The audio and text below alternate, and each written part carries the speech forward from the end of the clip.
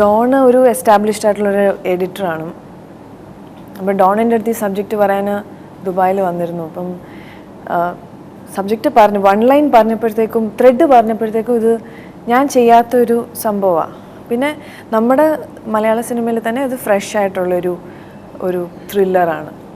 അപ്പം ഞാൻ ഓർത്ത് ചെയ്യാമെന്ന് വിചാരിച്ചു. പിന്നെ ഡോണുമായിട്ട് ഇരുന്നു, ഞാൻ ഡീറ്റെയിൽ ആയിട്ട് ഇരുന്നപ്പം ഡോണിൻ്റെ ഒരു അപ്രോച്ച് എനിക്ക് ഭയങ്കരമായിട്ട് ഇഷ്ടമായി. ഡോണിലൂടെ വർക്ക് ചെയ്യണമെന്ന് തോന്നി. അങ്ങനെയാണ്. ഡോണിനെ എനിക്കിതിന് മുമ്പ് അങ്ങനെ ഒരു പേഴ്സണലി പരിചയമൊന്നുമില്ല, പക്ഷേ ഞാൻ കേട്ടിട്ടുണ്ട് ഡോണിനെ കുറിച്ച്. എനിക്കൊന്നും ഡോണിൻ്റെ കുറച്ച് മൂവീസിൻ്റെ ഒക്കെ ട്രെയിലറൊക്കെ എഡിറ്റ് ചെയ്തിട്ടുണ്ട്. ഒരു ഫുൾ പ്രോജക്റ്റ് ഇതുവരെയും വർക്ക് ചെയ്തിട്ടില്ല. ഡോൺ ഡെഫിനറ്റ്ലി പോപ്പുലർ ആണല്ലോ. സോ എനിക്ക് പക്ഷേ ആസ് എ ഡയറക്ടർ എന്നുള്ള രീതിയിൽ ഡെഫിനറ്റ്ലി ഒരു ഫ്രഷർ എന്നുള്ള രീതിയിലല്ല കണ്ടത്. ഡോണിനെ കണ്ടപ്പോഴത്തേക്കും ഡോൺ ഭയങ്കര കോൺഫിഡൻ്റ് ആയിരുന്നു. ലൈക്ക് എപ്പോഴും ആദ്യം കണ്ടപ്പം മുതൽ ലാസ്റ്റ് വരെയും പുള്ളിക്ക് എന്ത് വേണം അതിൽ തന്നെ ഉറച്ചു നിൽക്കുന്നൊരു ഡൗട്ടില്ല. ലൈക്ക് നമുക്ക് ചില ആളുകളെ കാണുമ്പോൾ ഭയങ്കര വർക്ക് ചെയ്യുമ്പോഴും ഡൗട്ട്ഫുള്ളായിരിക്കും എപ്പോഴും. ഡോൺ ഒരിക്കലും ഡൗട്ട്ഫുള്ളായിട്ട് എനിക്ക് തോന്നിയിട്ടില്ല. 3 കഥ,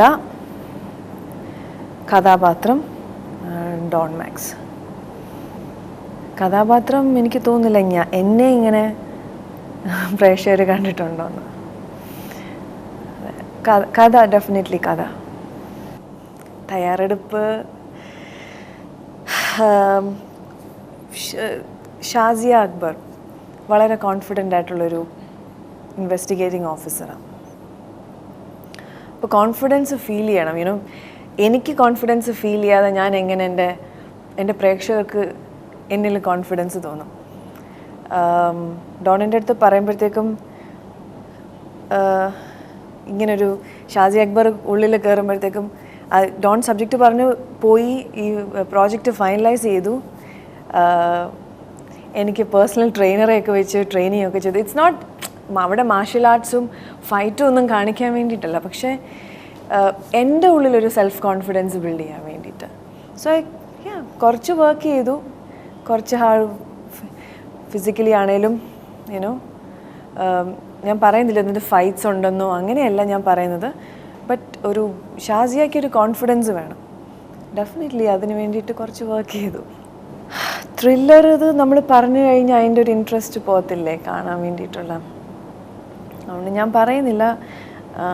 കറണ്ട് അഫയേഴ്സ് വെച്ചിട്ടുള്ള നമ്മുടെ നടക്കുന്ന കാര്യങ്ങൾ വെച്ചിട്ടുള്ള ഒരു ത്രില്ലറാണ്.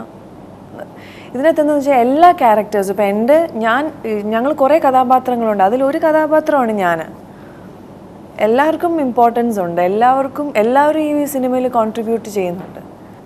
ഞാൻ കുറേ സിനിമകൾ ചെയ്തിട്ടുണ്ടല്ലോ, ഒരു പോയിന്റ് കഴിഞ്ഞപ്പോഴത്തേക്കും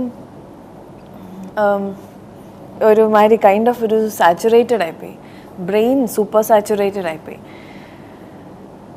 സോ അതിൽ ഞാൻ ഇതുവരെയും കൗണ്ട് ചെയ്തിട്ടില്ല എന്നെ എത്ര സിനിമകളാണ് ചെയ്തതെന്ന്. എനിക്ക് താല്പര്യമില്ല കൗണ്ട് ചെയ്യാൻ.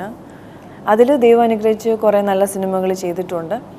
പിന്നെ നമ്മൾ ചില ഡിസിഷൻസ് എടുക്കുമല്ലോ, കുറേ ഡിസിഷൻസ് എടുക്കുമ്പോൾ അതിൻ്റെതായ പാളിച്ചകളും പറ്റിയിട്ടുണ്ട്. അപ്പം ഒരു പോയിന്റ് കഴിയുമ്പോഴത്തേക്കും നമ്മളിപ്പം ആ സമയത്ത് ഞാൻ ഇത് ഫുൾ ടൈം വർക്ക് പോലെ അതിനെ എടുത്തത്. Not only work, passion and work. Passion എന്ന് മാത്രം പറഞ്ഞിട്ട് കാര്യമില്ലല്ലോ, നമ്മുടെ ജോലിയും കൂടെ അല്ലേ, നമ്മുടെ ജീവിത മാർഗം കൂടെ അല്ലേ. അപ്പം കൈൻഡ് ഓഫ് രാവിലെ എഴുന്നേറ്റ് ഷൂട്ടിന് പോകണം, പിന്നെ അത് കഴിഞ്ഞ് അടുത്ത പടം ചെയ്യണം, അത് കഴിഞ്ഞ് അടുത്ത പടം ചെയ്യണം. ഒരു മാസം ചിലപ്പോൾ 2-3 പടങ്ങളായിരിക്കും. നമുക്ക് തിങ്ക് ചെയ്യാനുള്ള ഇതൊക്കെ അങ്ങോട്ട് ഒരു കപ്പാസിറ്റിക്ക് ഒരു പോയിന്റ് കഴിയുമ്പോഴത്തേക്കും നമുക്ക് നഷ്ടപ്പെടും. ഒരു മേ ബി നമ്മുടെ ക്രിയേറ്റിവിറ്റിയോ വോട്ടെവർ നമ്മൾ ഡിസിഷൻ മേക്കിങ്ങിലൊക്കെ നമ്മളെ അത് കുറച്ച് ബാധിക്കും. ഐ തിങ്ക് ഇപ്പോഴാണ് എനിക്കിഷ്ടം റിലാക്സ് ചെയ്ത്. എനിക്ക് ഇപ്പോൾ ഇതൊരു ഫുൾ ടൈം ജോബ് പോലെയല്ല, ബട്ട് എനിക്കൊന്ന് ഇപ്പോഴാണ് കൂടുതൽ എനിക്കിതൊരു പാഷനായിട്ട് എനിക്ക് എടുക്കാൻ പറ്റുന്നത്, പ്രാക്ടിക്കലി പറഞ്ഞു കഴിഞ്ഞാൽ. അതുകൊണ്ടായിരിക്കണം മേ ബി എനിക്കൊരു ക്ലിയർ ഐഡിയ കിട്ടിയത്, ഓക്കെ എനിക്കിതാ ചെയ്യേണ്ടതെന്നുള്ളത്. മറ്റേ ഞാൻ കുറേ ഫാമിലി സബ്ജക്ട്സ് ക്ലീഷേഡ് ആയിട്ടുള്ള കുറേ ചെയ്തു. അന്നത് ക്ലീഷേഡ് അല്ലായിരുന്നു. ഇപ്പം ഇനി അതേപോലെ ചെയ്തുകൊണ്ടിരുന്നത് അത് ക്ലീഷേ ആയി പോകും. അന്നത് ഫ്രഷ് ആയിരുന്നു ഓരോ ക്യാരക്ടേഴ്സ്. കുറേ ചെയ്യുമ്പോഴത്തേക്ക് എല്ലാവർക്കും മടുക്കത്തില്ലേ, പ്രേക്ഷകർക്കും മടുക്കും, എനിക്കും ഞാനൊരിക്കലും ഒരു ഫീമെയിലോ മെയിലോ സബ്ജക്റ്റായിട്ടല്ല ഈ സിനിമയെ കാണുന്നത്. ഇതൊരു ഇതൊരു സബ്ജക്റ്റ് ഓറിയൻറ്റഡ് ഫിലിമാണ്. ത്രില്ലർ. ഫീമെയിൽ എന്ന് പറയുമ്പം എന്നെ ഒരിക്കലും ഉദ്ദേശിക്കരുത്. ഇതിനകത്തൊരു ഒരു ഫീമെയിൽ ഒരു ഫീമെയിലിനെ ചുറ്റിപ്പറ്റിയാണ് നടക്കുന്നത്. ഇതൊരു അപ്പം ഫീമെയിൽ ഓറിയൻറ്റഡ് മൂവിയാണ് 10 കൽപ്പനകൾ എന്ന് പറയുമ്പോഴത്തേക്കും തെറ്റിദ്ധരിക്കുമോ ഇതെന്തോ മീര ജാസ്മിൻ എന്തോ കുറേ ആദ്യത്തെ സീൻ മുതൽ അവസാനത്തെ സീൻ വരെ ഇങ്ങനെ കണ്ടിന്യൂസ് ആയിട്ട് ചെയ്തുകൊണ്ടിരിക്കുക. അങ്ങനെയൊന്നുമല്ല. ഫീമെയിൽ ഓറിയൻറ്റഡ് ആണെന്ന് പറഞ്ഞാലും തെറ്റിദ്ധരിക്കരുത്. ഇതൊരു എന്നെ ചുറ്റിപ്പറ്റിയുള്ളൊരു സിനിമയല്ല. ഇത് കുറേ കഥാപാത്രങ്ങൾ, കുറേ ക്യാരക്ടേഴ്സ് കൂടി ഒരു സ്റ്റോറി പറയുന്നു. അതിലൊരു മെയിനായിട്ട് സ്റ്റോറി പറയുന്ന ഒരു പെൺകുട്ടീനെ കുറിച്ചിട്ടാണ്. അതുകൊണ്ടാണ് നമ്മൾ അതിനൊരു ഫീമെയിൽ സബ്ജക്റ്റ് എന്ന് പറയുന്നത്. ഇപ്പോൾ പറഞ്ഞ പോലെ ഒരുപാട് ഇപ്പം മൂവീസ് ഇറങ്ങുന്നുണ്ട്, നല്ല റിഫ്രഷിങ് ആയിട്ടുള്ള നല്ല മൂവീസ്, പുതിയ പുതിയ തോട്ട്സ്. പിന്നെ പണ്ടത്തെ പോലെ അല്ലല്ലോ, സ്റ്റോറി ടെല്ലിങ് ഇപ്പോൾ ഡിഫറെൻ്റായി. മെലോ ഡ്രാമ ഒരുപാട് ഇല്ല, ഇപ്പം മെലോ ഡ്രാമ ഇല്ല. മാക്സിമം നാച്ചുറലായിട്ട് പെർഫോം ചെയ്യുക, ഡയലോഗ് പറയുക. It's nice.